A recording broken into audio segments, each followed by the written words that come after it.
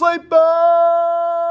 Let's go. Your boy's in a suit and tie today, but I've got 12 sleepers that could help you get into the playoffs. And let's start at the quarterback position. I'm talking about Tyler Shough taking on the Tampa Bay Buccaneers. The Bucs defense has given up 3 straight 20 or more point performances to quarterbacks. The Bucs have allowed the 3rd most passing yards. They're tied for the 5th most touchdowns allowed to the quarterback position as well. All in all, you put that all in a blender, they've given up the 6th most fantasy points per game to the quarterback position. Oh, by the way, Tyler Shough has low-key actually been pretty good over the last 3 games. He's completing a very nice 69% of his passes and 254 yards per game as well. That's pretty rock solid if you ask me. He's also tossed 2 touchdowns in 2 of his last 3 games.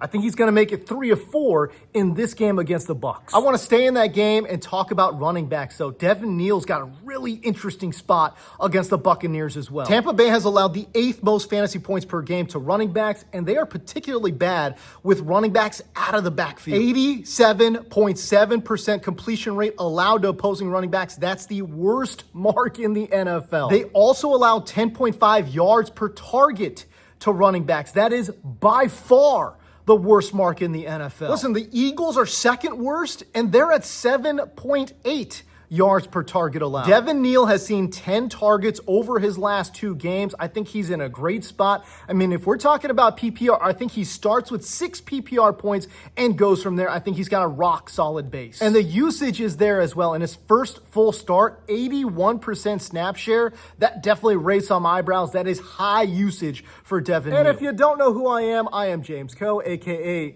the Sleeper King. I am a longtime award-winning fantasy football analyst. I've worked at places like NFL Network, DirecTV Red Zone, Amazon Prime Sports, and a lot of different places. If you like the information, do me a favor, man. Hit that like, hit that subscribe. All right, let's go. I actually like Zach Charbonnet against the Falcons as well. Atlanta has been absolutely terrible stopping inside runs. And think about where Zach Charbonnet is good. The Falcons rank dead last in yards after contact allowed to running backs running between the tackles. And overall, they've given up the most fantasy points per game to running backs who run inside. The Charbonnet runs about 50% of his attempts between the tackles, obviously leading the team in that department. I do think he's got a usable floor this week, and if, again, the team goes with a hot hand approach, don't be surprised if Zach Charbonnet sees just a little bit more work. We're talking about a guy that could potentially be a top 15 play if he can plunge into the end zone. If you're looking for a deep sleeper, how about Samaje Perine taking on Buffalo? Why?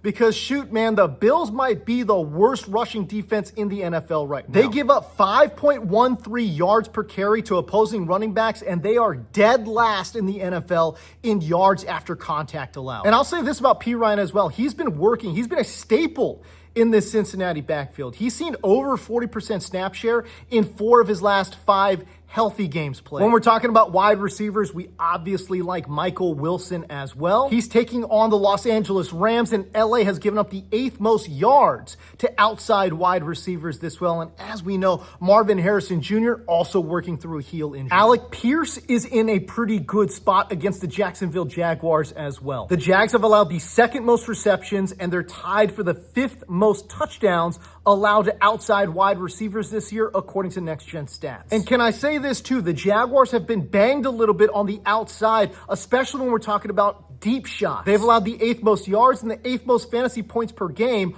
on deep passes. We're talking about passes of 20 or more air yards downfield. Parker Washington against the Indianapolis Colts has a pretty good matchup in front of him if he's healthy. Obviously got to keep an eye on the injury report. He left last week's game with a hip injury, didn't practice on Wednesday, was limited on Thursday. The Colts have allowed the 3rd most fantasy points per game to wide receivers who line up inside. Studs like Rashee Rice, he put up 24 fantasy points. But Chim Dike, guys like Chim Dike, 16.4 fantasy points in PPR. And in week 2, Troy Franklin had one of his best days all year long, 24 fantasy points.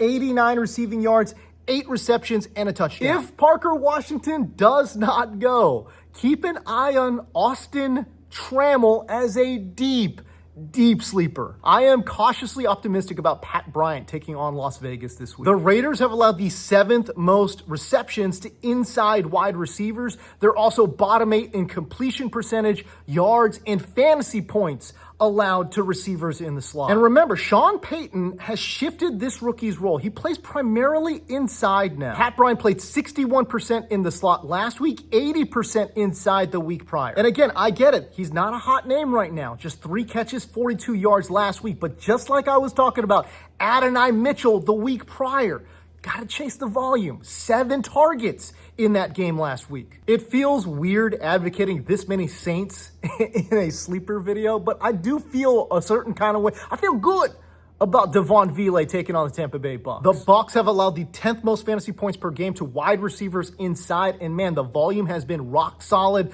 for Vele. He's seen 15 targets over his last 2 games. Speaking of inside wide receivers, John Metchie, great spot against the Miami Dolphins. Miami has been blasted by inside wide receivers in back-to-back games. First, the aforementioned Devaughn Vele, he got him for 20 points. The week prior, Deebo Samuel also got them for 20 points. Khalil Shakir got him for 12.8 and 14.5 in his 2 matchups against Miami. Lad McConkey had one of his best games of the season, a 23-point PPR point explosion against Miami earlier in the year. And we talk about that volume metric, man. 15 targets over his last 2 games. Oh, by the way, he has scored 2 touchdowns over his last 3 games as well. If you want a deep sleeper, like I'm talking, you are in the dregs. You need somebody off the waiver wire right now. Look at Jack Bech taking on the Denver Broncos. Normally, I've got all this cool matchup data and all this other stuff. Like, I don't have stats for Jack. I just don't have stats for Jack Bech. Denver's really tough defensively, but I do know this.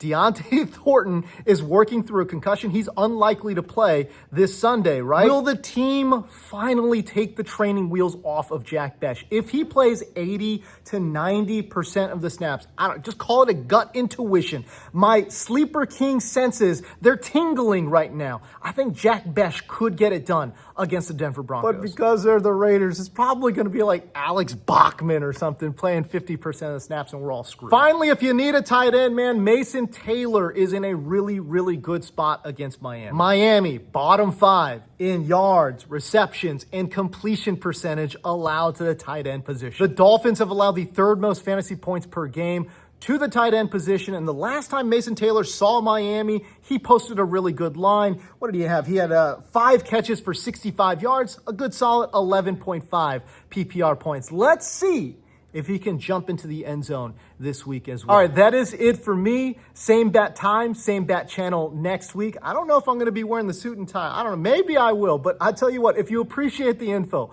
hit that like, hit that subscribe. Peace.